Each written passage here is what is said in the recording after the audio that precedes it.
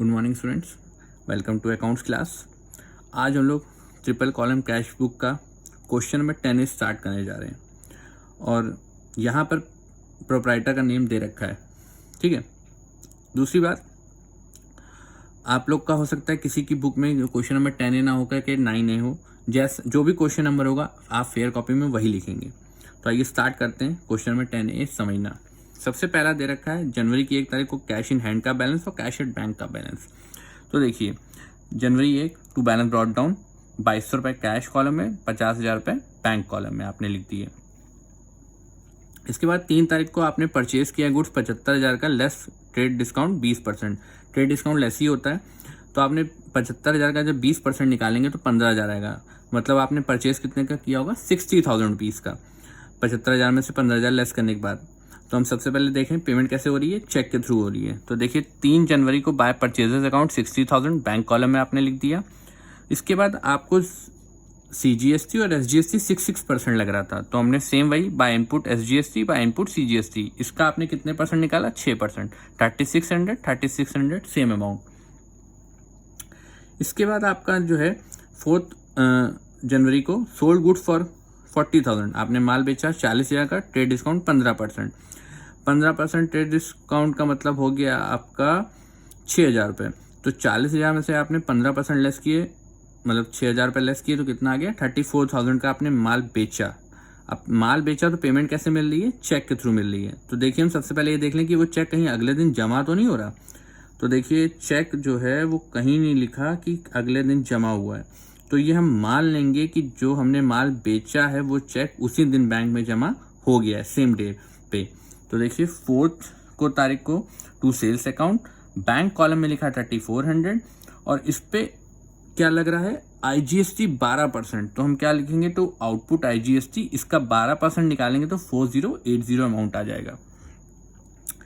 Next है आपका 5 तारीख को received a cheque from Naresh. आपको नरेश से चेक मिला। अब सबसे पहले नीचे देख लें कहीं जमा तो नहीं हो रहा अगले दिन। तो देखिए यहाँ लिखा हुआ है कि 8 तारीख को जो नरेश से 8 तारीख को लिखा है receive cheque from Naresh endorse to Suresh.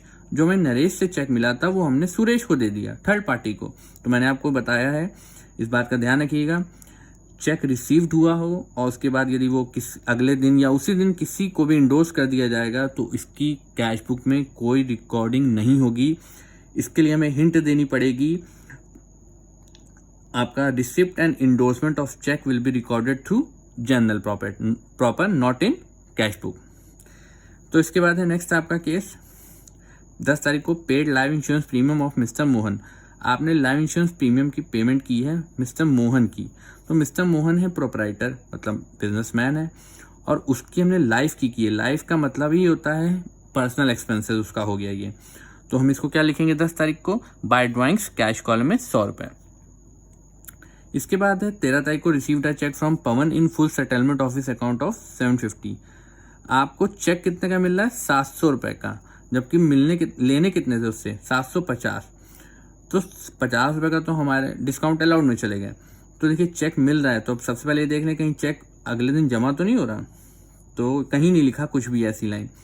तो जब कुछ नहीं लिखा मतलब ये हम मान लेंगे कि ये जो चेक 13 तारीख को मिल रहा है वो उसी दिन बैंक में जमा हो रहा है, पवन वाला।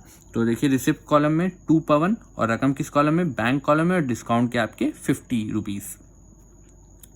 इसके बाद है नेक्स्ट 16 तारीख को Pawan cheque return dishonour by bank. Pawan का चेक रिटर्न कर दिया गया बैंक द्वारा डिसऑनर होने की वजह से। तो डिसऑनर हो गया तो कुछ करना नहीं, जस्ट अपोजिट साइड जो हमने यहाँ लिखा था 2 पवन हम क्या लिख देंगे 16 तारीख को? बाय पवन किस कॉलम में? बैंक कॉलम में। और ध्यान रखिएगा हम ये डिस्काउंट को यहाँ नहीं लेके आएंगे, क्योंकि देखिए डिस्काउंट अलाउड है और ये कॉलम किसका है? डिस्काउंट रिसीव का है। अलाउड रिसीव्ड में नहीं बदल सकता डिस्काउंट, ना ही डिस्काउंट रिसीव्ड डिस्काउंट अलाउड में बदल सकता है। तो इस बात का ध्यान रखिएगा। जब आप एंटी यदि इसकी पास करके देखेंगे अपोजिट, जब आपको चेक मिला होगा तो bank account debit, discount allowed account debit 2 पवन, और इसकी जब हम अपोजिट एंट्री पास करेंगे तब भी वो डिस्काउंट अलाउड ही रहेगा। तो यहाँ पे डिस्काउंट रिसीव्ड है, इसलिए हम यहाँ पे डिस्काउंट की रकम पे डैश लगा देंगे। इस बात का सबसे ज़्यादा आपको फोकस करना है। कुछ बच्चे, कुछ न्यूली टीचर्स, जो न्यू टीचर्स होते हैं, उनको इस बात का फोकस ही नहीं होता कि 50 रुपीज़ भी वो लिख देते हैं। तो आप इस बात का ध्यान रखिएगा। इसके बाद है पवन चेक रिटर्न 20 तारीख को है डिपॉजिटेड इनटू बैंक कॉमा, ध्यान देखिएगा इस लाइन को, balance of cash in excess of ₹250 deposited in bank world लिखा है, उसका कॉमा लगा के लिख दिया बैलेंस ऑफ कैश, मतलब बैलेंस कैश का गिवन है आपको। आज तक ऐसा कोई क्वेश्चन नहीं आया जिसमें कैश का बैलेंस आपको पहले से गिवन हो। इन एक्सेस ऑफ 250, जो भी, अब ध्यान रखिएगा, जो भी कैश का एक्स्ट्रा बैलेंस होगा 250 के अलावा वो कहाँ कर दिया जाएगा, डिपॉजिट बैंक के अंदर कर दिया जाएगा। आपको सिर्फ इस बात का ध्यान देना है, जब भी ये ऐसी लाइन लिखी हो, डिपॉजिट इनटू बैंक कॉमा और balance of cash in excess of लिखा हो ना लिखा हो कोई फर्क नहीं पड़ता, बैलेंस ऑफ कैश दे रखा है तो इसका मतलब ये हुआ कि कैश का बैलेंस आपको पहले से पता है। अब हम उस बैलेंस ऑफ कैश को कहाँ लिखते हैं आपको पता ही है। हम क्या करेंगे, एक दो लाइनें छोड़ देंगे, यहाँ पे एक दो लाइनें का गैप दे देंगे और बाय बैलेंस CD लिखेंगे कैश कॉलम में 250 सबसे पहले, क्योंकि हमको इसका कैश का बैलेंस पहले से ही पता है। तो बैलेंस पता है, अब हम क्या करेंगे, हम कैश की इस साइड की और इस साइड की टोटलिंग करेंगे। तो देखिए यहाँ पे इन दोनों को जो हम इसको, यही दो अमाउंट है हमारे पास कैश कॉलम में, तो ये कितना हो जाएगा 350 हो जाएगा। और यहाँ कितना आ रहा है 2200 है, तो इस साइड का बड़ा है तो हमने क्लोज किया 2200 से, और 2200 से हमने 100 को और 250 को लेस किया, तो हमारा जो डिफरेंस आ रहा है अभी भी वो कितना आ रहा है 1850 रुपए। इसी को हम एक्सेस बोल रहे हैं, जिसको हम क्या कर रहे हैं बैंक में जमा कर रहे हैं। तो by bank account debit to cash account 1850 रुपए। एंट्री बना ली हमने पहले साइड में, आप लिख लीजिएगा bank account debit to cash. तो बैंक डेबिट है तो पोस्टिंग करते हो क्रेडिट, और टू कैश है तो यहाँ पे टू कैश 1850 रुपए बैंक कॉलम में। अब जब आपने यहाँ पर डिफरेंस लिख दिया, इसके बाद हम क्या करेंगे, बैंक की टोटलिंग करेंगे जो कि डेबिट साइड ज़्यादा है, और यहाँ से लेके यहाँ तक के आइटम लेस करेंगे, जो डिफरेंस आएगा उसको क्या लिख देंगे, by balance CD bank column में। डिस्काउंट की बैलेंसिंग नहीं होती, सिर्फ टोटलिंग होती है। तो डिस्काउंट के डेबिट साइड में डिस्काउंट अलाउड में 50 रुपीज़ दिख रहे हैं, डिस्काउंट रिसीव्ड आपका नील दिख रहा है, आपने क्लोज कर दिए।